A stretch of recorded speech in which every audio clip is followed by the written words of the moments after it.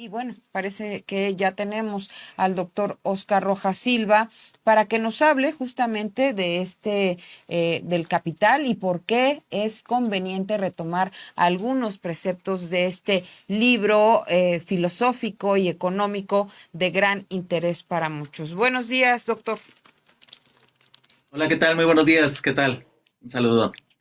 Me acompaña mi compañero Sósimo Camacho en la conducción y bueno, es un gusto siempre saludarlo. Sabemos que pues se viene un evento relacionado con el por qué retomar, pues sí, algunos preceptos de El Capital, un libro filosófico y con bases económicas importantes para la humanidad. Platícanos un poquito al respecto, doctor. Muchas gracias. Bueno, pues sí, la verdad es que estamos muy contentos. Se está impulsando este seminario que se llama Seminario Vuelta a Marx.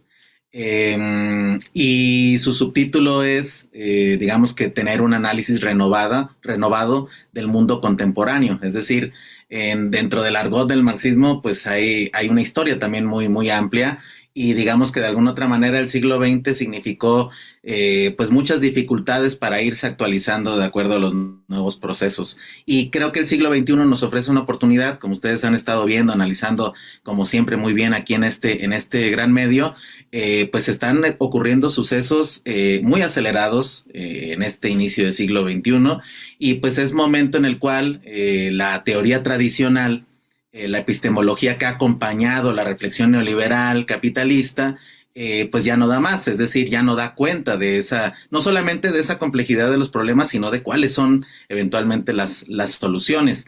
Y bueno, aquí es donde entra el asunto de recordar a Marx, claro, como personaje, pero también como un productor de una revolución teórica, es decir, la construcción de un método completo, nuevo, que se distingue desde sus fundamentos de la forma en la cual la reflexión capitalista se realiza o la reflexión que hace de sus propios procesos. Entonces, el pensamiento crítico es utilizar la ciencia, ¿no? Y recomponer nuevos métodos alternativos para construir una ciencia que tenga esta potencia, ¿no? Esta múltiple potencia, dar explicación a los nuevos procesos, también ofrecer cuáles son las rutas para su solución, y entre todo eso también, por supuesto, que se pueda exponer sencillamente, ¿no? Es decir, que no tenga que ser simplemente como diálogos ocultos, sino es también un proceso de democratizar la ciencia. Entonces, la recuperación, la vuelta a Marx, pues significa este objetivo, ¿no?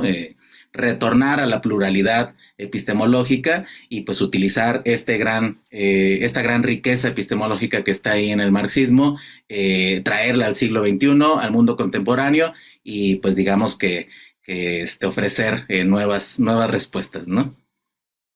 Así es, doctor, muchas gracias por estar con nosotros. Doctor Óscar Rojas Silva, le saluda Sósimo Camacho. Probablemente la obra El Capital, en sus 3 tomos, es el análisis pues mejor articulado de cómo funciona la sociedad capitalista, explica de manera muy clara cómo ocurre esta apropiación del trabajo de las personas asalariadas, de los obreros, de la fuerza de trabajo por parte de un puñado de capitalistas. Creo que queda de manera muy clara explicada. Nadie ha podido desmentir al capital en todo este gran análisis que se ha hecho hasta la fecha, por más críticas que le hagan a la obra de Carlos Marx, los que le hayan hecho en los últimos años, y que hayan tratado incluso de invisibilizarlo, de decir que ya es anacrónico, que ya no funciona. Yo creo que la obra de El Capital, la obra de Carlos Marx, no solamente El Capital, la obra extensa, toda la obra de Carlos Marx tiene total vigencia. De hecho, yo pensaría que no tendríamos que traer algunos preceptos de la obra, sino la obra completa, porque es vigente. En este sentido, sin embargo, por lo que usted ya comentaba, que pues hubo una especie de dificultad en el siglo XX para tratar de seguirla discutiendo, de seguirla analizando. Quería preguntarle qué tipo de asuntos considera que tendrá que incorporar el marxismo, no solamente para analizar la realidad. Hay que recordar que el propio Carlos Marx decía que no se trataba nada más de analizar la realidad, sino de transformarla. Es decir, qué hacer también para que el propio marxismo vuelva a tener ideas que estén dirigiendo o que sean prácticamente también gobierno, que sean parte de los programas de gobierno de los estados. Me encanta la pregunta, muchas gracias. Coincido en lo que señalas, ¿no? De que el capital es como un momento cumbre, pero hay toda una producción, toda una obra que está ahí lista para también sacar su energía.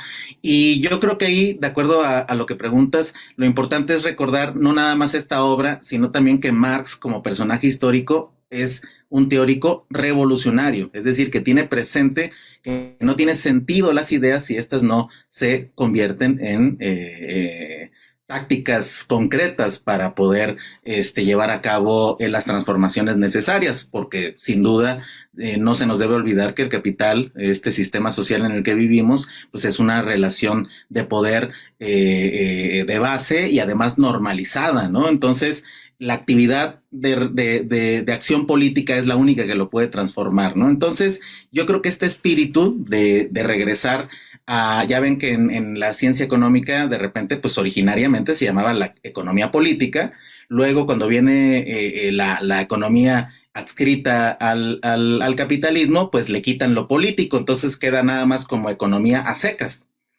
Y entre esto, recordar que Marx hizo una crítica de la economía política, ¿no? Porque la original además era inglesa y tenía experiencias nada más muy coloniales, ¿no? Entonces, a la hora que se hace la crítica, se hace esta conexión de que la liberación de los pueblos tiene que ver también con ese conocimiento de materialmente lo que está sucediendo históricamente, pero pues obviamente que no nada más para admirarlo, sino para pasar a la acción.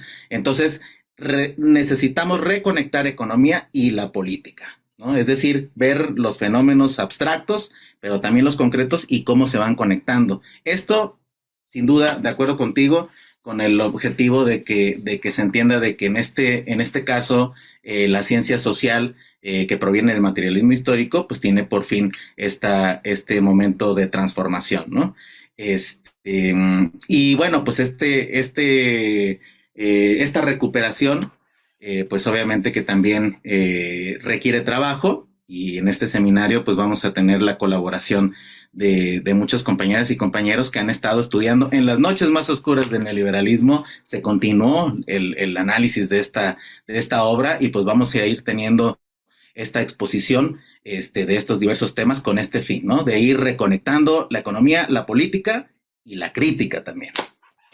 Doctor, ¿cómo reconectar justamente esto que usted dice, la economía y la política en un sistema neoliberal impuesto y donde vemos pues grandes intereses en confrontación con las administraciones que tratan de llevar hacia el beneficio social sus economías? Claro, es en México, pero también lo vemos en Argentina o en España, donde la derecha se está imponiendo, donde el sistema capitalista y el empresariado está haciendo todo lo posible para que las políticas públicas en favor de la gente no funcionen. ¿Cómo encauzar todo esto? Claro, excelente pregunta. Pues vamos a ir por pasos, ¿no? Porque, por ejemplo, ahora que se vivió lo que se está viviendo en Argentina, como bien dices, lo de Chile, lo de el rechazo a la nueva constitución, una excelente constitución, pero entonces uno se empieza a dar cuenta que hay problemas en la comprensión, es decir, el miedo toma el lugar de la reflexión, ¿no? Y las élites empresariales utilizan su poder corporativo en los medios de comunicación. Entonces, tenemos que seguir avanzando en hacer cada vez más público esto, o reconocer el espíritu público de la comunicación, ¿no? Entonces, eso para combatir esos oligopolios, esas élites, y recuperar ese espacio. Pero también en las universidades también se vieron muy afectadas por el neoliberalismo, y también empezaron a desarticular las vías críticas. Entonces, yo creo que también ese es otro lugar de batalla. Es necesario también, digamos que poner sobre la mesa, pues de que ya no son aquellos tiempos, que en términos de ciencia no puede haber teorías válidas e inválidas, sino que se tiene que dar toda esta discusión plural y en horizontal, ¿no? Es decir, para volver a reconstruir ahí la reflexión. Entonces, se tiene que avanzar, como decíamos, en lo corporativo de los medios de comunicación, pero también en la epistemología y lo que está pasando en las universidades. También recordar su carácter público y su función social de ir llevando las nuevas ideas a la sociedad como un conjunto. Y por supuesto también, digamos que repensar también la importancia de las ciencias sociales, así como ahorita se reconoce la importancia de las, digamos que las ciencias aplicadas, ¿no? Que las pensamos como, que son muy importantes sin duda, pero las sociales también. Entonces, yo veo ahí esa ruta, ¿no? Es decir, es poner sobre la mesa la discusión que, bueno, el presidente lo enuncia desde el movimiento, desde el inicio del movimiento, como la revolución de las conciencias, y pues digamos que ir avanzando en este sentido, ¿no? Ir reconociendo dónde son los lugares donde podemos observar que funciona la tergiversación, que funciona el miedo, este llamado sentido común, que pues desafortunadamente el sentido común es el que se produjo durante el neoliberalismo y que tenemos que cambiar, ¿no? Entonces yo creo que con estos niveles podemos empezar a enviar señales claras de que ahí tenemos que apuntalarle, porque los cambios que necesitamos hacer son saltos. Y vemos que, por ejemplo, Chile, que estaba listo para dar un salto, se detuvo por esta circunstancia. Entonces, la reflexión científica, de las narrativas, ideológica, es necesaria para poder hacer realidad los procesos de transformación que estamos comprometidos y que además pues esperamos que de aquí para los próximos sexenios cada vez tengan más posibilidad de aceleración, ¿no? Doctor, el marxismo no es una teoría que pudiéramos decir estática de museo, es una teoría que es vibrante, que sigue explicando, decíamos, la realidad actual, y quería preguntarle sobre la producción marxista actual, el pensamiento marxista actual, en el sentido de que hay cosas que, por supuesto, Carlos Marx ya no pudo vislumbrar. Me llama la atención de manera particular el caso de la finitud de los recursos naturales. Como usted recordará, siempre se dijo que había siempre los recursos naturales suficientes, lo que estaba mal era la distribución y que por lo tanto solamente lo que teníamos que hacer como humanidad era redistribuir mejor la riqueza. Ahora también tenemos otro problema, y otro problema es que la naturaleza está siendo destruida por el propio sistema capitalista.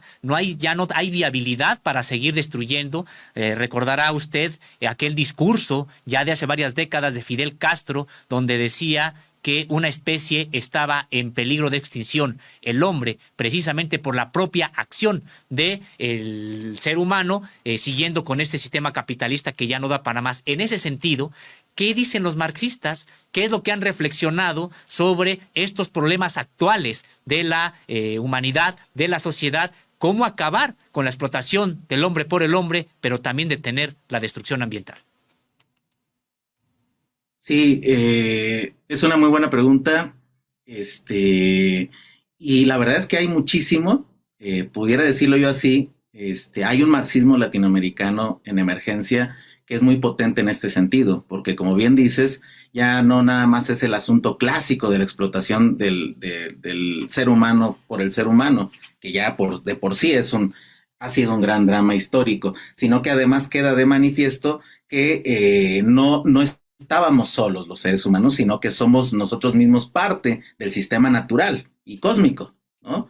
Entonces, ahí ya estamos teniendo claridad de que pues, el sistema capitalista en la cuestión como está dispuesta es una máquina de destrucción de estructuras o de zonas de vida. Entonces, ya lo hizo con el humano, con una parte de la naturaleza, y ahora apunta hacia su extensión, ¿no? Entonces, hay muchos avances porque esto requiere además un cambio filosófico profundo, es decir, una cosa es ver el capitalismo como eterno y que siempre va a estar reproduciéndose ad infinitum, y otra, recordar que el capitalismo es apenas una fase de tantas y que los pueblos originarios, por ejemplo, de América Latina, tienen eso muy claro porque su visión es de una temporalidad mucho más amplia, civilizatoria, ¿no? Entonces, está, por ejemplo, por supuesto, no podemos dejar de reconocer el gran trabajo de Enrique Dussel el trabajo de Juan José Bautista.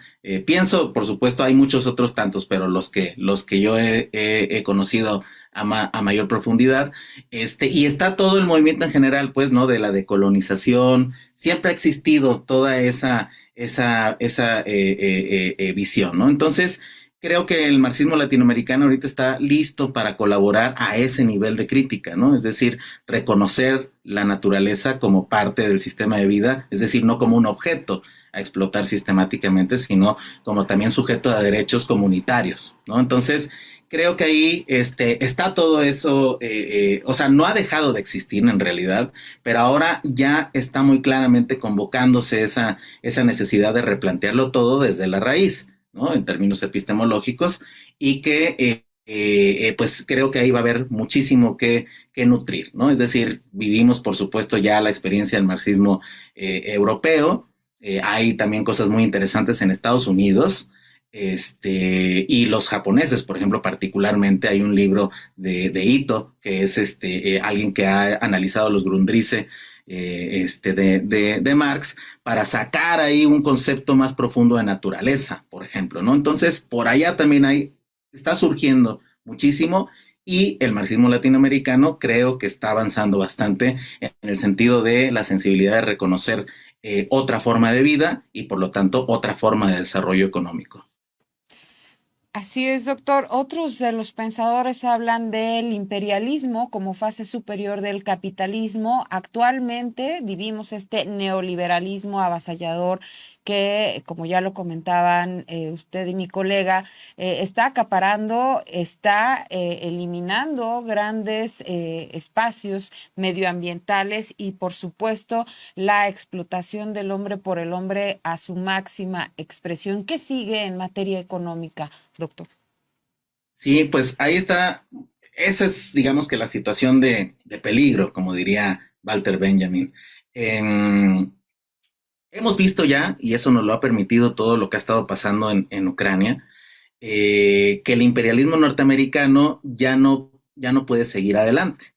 Es decir, una de las características esenciales del imperialismo norteamericano es hacer todo como escondidito, todo tapado por una narrativa de supuesta democracia.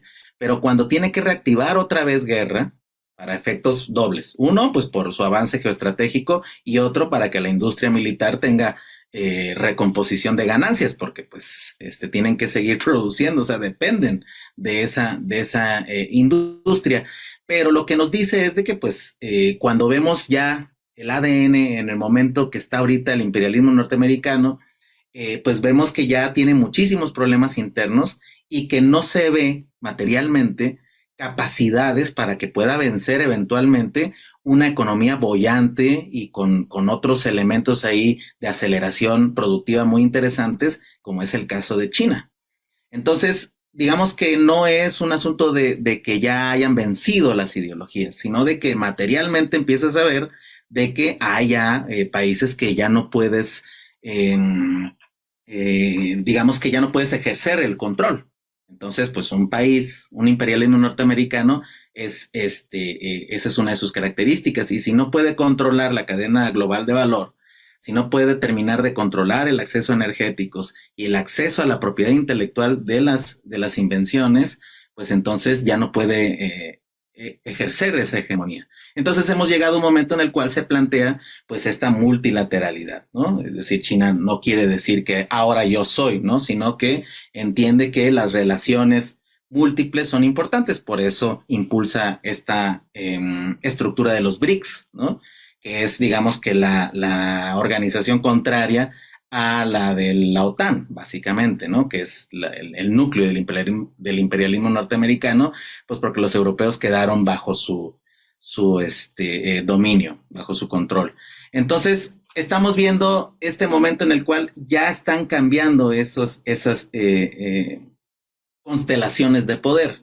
Y ahí es donde se abre toda una gran ventana de oportunidades. Es decir, cosas que nos parecían difíciles hace 20, 30 años en materia de acceso financiero, de tipo de relaciones comerciales, ahora hay una perspectiva nueva, ¿no? Entonces, son procesos que apenas van a verse, y por eso, pues, es la necesidad de que tengamos los conceptos que nos permitan observarlos en su complejidad, ¿no? Doctor, y siguiendo con esta idea que usted estaba formulando, con esta apreciación, sin embargo, no garantizaría la multilateralidad que se acabara de la explotación del ser humano por el ser humano. Pueden surgir nuevas potencias, aunque sean varias, ya no solamente una, hegemónica, la estadounidense, sino muchas otras, pero eso no vendría a abolir la explotación del ser humano por el ser humano, ni detener la destrucción ambiental. En el caso, por ejemplo, de China, sigue también muy instalada en un asunto muy desarrollista, en el que se sigue pensando que crecer, que podemos seguir creciendo como sociedad hasta el infinito y qué es lo que se tiene precisamente que perseguir, cuando, como decíamos, la propia naturaleza, el propio planeta ya no da para más. ¿Qué es lo que se tiene que hacer para que la caída de un imperio tan anunciada, esta caída como la del imperio estadounidense ya desde hace tiempo no termina de caer, pero sabemos que sí tiene muchísimas dificultades para seguir manteniendo su hegemonía? ¿Qué seguirá? ¿Qué seguirá para que sean precisamente estos postulados marxistas los que empiecen a ser parte de la gente, empiecen a ser parte de los propios programas políticos? Porque es algo que no tenemos. No tenemos en México como gobierno, que hoy gobierna, hay un gobierno que se asume de izquierda. No tenemos en América Latina, de no ser por Cuba y por algunos atisbos en el caso de Venezuela, pero realmente que se asuman las ideas marxistas, ahí si acaso hay ideas keynesianas, pero realmente marxistas, pues están todavía lejos de ser, digamos que, vueltas a traer en el centro del debate político. Exacto, sí, totalmente, ¿no? Dos cosas ahí de lo que señalas, estimado Sósimo, sin duda, ¿no? O sea, digamos que una cosa es la narrativa, o sea, claro que, pues, como bien dices, lo más progresista que se alcanza en este sentido común sería, por ejemplo, Keynes, ¿no? Y ya que intervenga el Estado ya es ya un superavance, ¿no? Pero sí, el marxismo lo que apunta es asumir el tipo de transformación estructural que los estados van teniendo, ¿no? Entonces, hasta ahora uno de los errores del marxismo comoísmo, pues ha sido precisamente que se nutrió de un lenguaje muy relacionado pues con la exposición del Marx mismo en el siglo XIX. Lo que es necesario hacer siempre es, digamos que extraer el ADN epistemológico de esto, ver sus figuras lógicas y entonces nutrirlo con nuevo contenido, es decir, hacer la actualización. Con esto quiero decir de que no necesariamente sea que ya se diga abiertamente esto es marxista, ¿no? Sino de que Marx sería como una llave para habilitar el pensamiento complejo e histórico y además muy consciente de las relaciones de poder para poder hacer los análisis y poder hacer las tácticas necesarias en los distintos momentos. Es decir, no sé si en algún momento se va a decir esta política es marxista en sí, sino que estoy seguro que sí va a haber un criterio que está nutrido con la ciencia que produjo Marx, es decir, con el materialismo histórico, con esta comprensión, y que pueda hacer esto de forma dinámica. Hace un par de semanas tuve oportunidad de presentar en la UAM Iztapalapa, de comentar una nueva traducción del programa de Gotha de Marx. ¿Qué es este programa de Gotha? Era el lugar donde se declaraban principios y tácticas. Es decir, iban a tener que hacer, digamos que alianza con algunos grupos no tan revolucionarios. Entonces, eso podía servir para las tácticas, pero los principios son inamovibles, ¿no? Y estos principios, pues, son esta posibilidad de que sí se puede transformar en la realidad, y además a beneficio de quien está impulsando esa transformación, el sujeto revolucionario, se diría en este caso el pueblo. Y entonces, de lo que se trata en última instancia es de que podamos también quitarle ese peso a Marx de esa carga de un tipo de actividad política un poquito relacionada más a la visión del siglo XIX, y que podamos hacer esa actualización también en materia de principios, pero también en materia de tácticas. Es decir, hay veces que van tomando los distintos fenómenos políticos distintas narrativas. Por ejemplo, pensemos, ¿no? Aquí está la Cuarta Transformación, con Rafael Correa en su momento fue la Revolución Ciudadana, y así, ¿no? O el kirchnerismo, ¿no? Entonces, todo va adquiriendo como diferentes nombres de acuerdo a las distintas culturas. Entonces, Yo creo que aceptar la posibilidad de transformación, aceptar el conocimiento complejo de la estructura de poder del capitalismo y además empezar a ver cuáles son las formas en las cuales se puede transformar, esa sería la esencia de lo que el marxismo libera, ¿no? Y yo creo que las personas, si eso se adquiere, o sea, si eso entra en nuestra actividad de reflexión y de actividad política, eh, pues diría yo que incluso muchas veces ni siquiera es necesario decir que es marxista, ¿no? Porque el objetivo se ha cumplido, es decir, separarse de creer que la relación de poder capitalista es eterna, que se puede transformar y que puede beneficiar a la mayoría de la población. Doctor, inevitable pensar en este imperialismo estadounidense y México, esta relación que hay económica, comercial, política, en fin, y justo este aniversario de independencia que estamos próximos a conmemorar, una pregunta que me gustaría hacer al respecto es sobre las dependencias que prevalecen entre México y Estados Unidos, sobre todo del lado mexicano, pese a todo este proceso transformador que se ha llevado a cabo en estos últimos 4 años. Claro, sí, pues eso sin duda siempre lo tenemos que tener también claro, porque sí estamos en una relación de poder muy especial, o sea, compartimos la frontera, ¿no? Y eso no es un detalle menor en materia de geopolítica. Y bueno, sí, yo lo que diría es de que pues no es lo mismo, por ejemplo, cuando México está anclado a un país hegemónico como Estados Unidos en su pleno apogeo, ¿no? En 70s, 80s.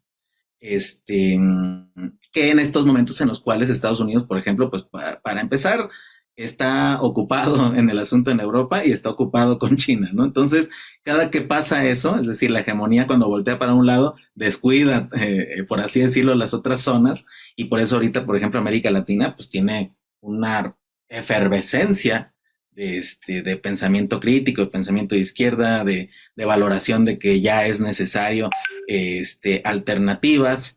Entonces, ¿qué quiere decir? Que va de capa caída. O sea, ¿sigue siendo poderoso y peligroso? Sí.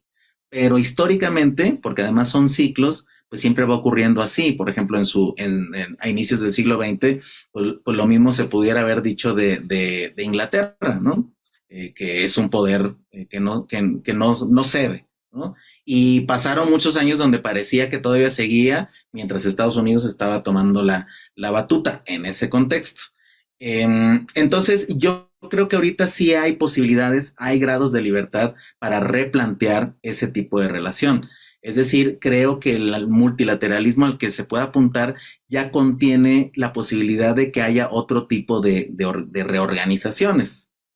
¿A qué me refiero con esto? Por ejemplo, en América Latina, Brasil y Argentina ya están en BRICS. Es decir, ya hay otra zona, que quiere decir otro tipo de acceso a créditos, otro tipo de acceso a otros criterios de política. México ha estado trabajando con lo de la CELAC en su momento, está haciendo ahí, digamos que el transísmico, que es estratégico también.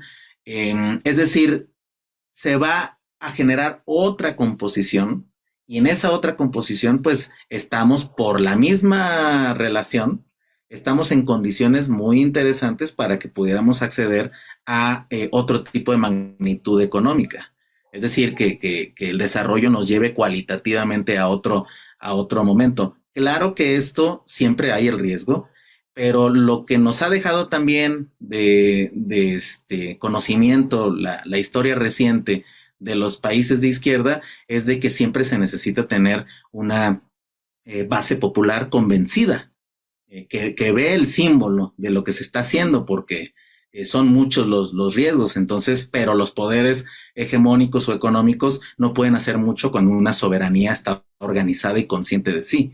Entonces, por eso aquí es que vuelvo a llevar esto en el sentido de que por eso es urgente que desarrollemos nuevos mecanismos de reflexión para que podamos transmitir rápidamente, con mucha sencillez, estos momentos, estos escenarios de oportunidad histórica que se tienen y para poder encontrarle un sentido más profundo a los cambios, ¿no?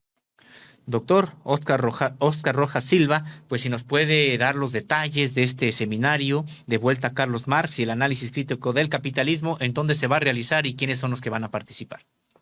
Claro que sí, muchas gracias. Pues este es un seminario interinstitucional, es decir, están convocando el CIDE, que es el Centro de Investigación y Docencia Económica, institución pública, la FES Zacatlán, donde yo doy mis clases de economía política, la UAM Iztapalapa, que la representante de este proyecto es la maestra Carolina Hernández, y el Centro de Estudios del Capitalismo Contemporáneo, ¿no? Que es esta iniciativa digital de pensamiento crítico, y se va a llevar a cabo de forma híbrida, presencial, en las instalaciones del CIDE.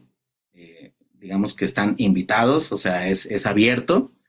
Y por otro lado, también vamos a estar transmitiendo a través de nuestras redes, ¿no? Para que también la idea es de que puedan estar circulando todas estas reflexiones y esta dinámica al mayor número de personas posible, ¿no? Entonces, va a ser mensual, va a ser los segundos miércoles de cada mes. Debo mencionar y agradecer también a las gestiones y a toda la organización de la compañera Ruth Dávila, que es coordinadora junto con un servidor de este seminario. Y pues nada, la idea es de que vamos a ir avanzando categorías de Marx y ir haciendo la discusión para traerlo de forma contemporánea. Va a ser a las 4 de la tarde.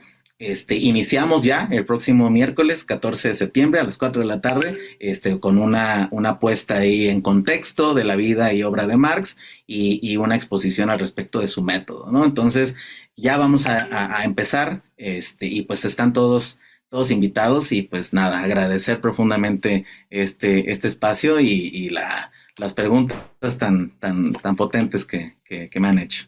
Doctor, se tiene como sede, por supuesto, al CIDE, que ya como ha señalado que cualquier persona puede asistir, y a través de redes sociales o cómo la gente puede seguir también este seminario. Sí, se va a transmitir por las redes del CIDE y también por las redes del Centro de Estudios del Capitalismo Contemporáneo, o en YouTube, en nuestro canal de Academia de la Azufre. Y por supuesto también las vamos a pasar a versión podcast para que también se pueda escuchar luego en los trayectos o haciendo otras actividades en Radio del Azufre en Spotify. Y en Facebook es Centro SC, que es la página general del Centro de Estudios del Capitalismo Contemporáneo. Y por Twitter, @Banda del Azufre, también vamos a estar haciendo la transmisión. Pues muchas gracias, doctor. Ha sido un placer platicar con usted. Agradecemos mucho esta exposición y también esta invitación. Que tenga muy buena tarde. Muchísimas gracias. Igualmente, muy buen fin de semana.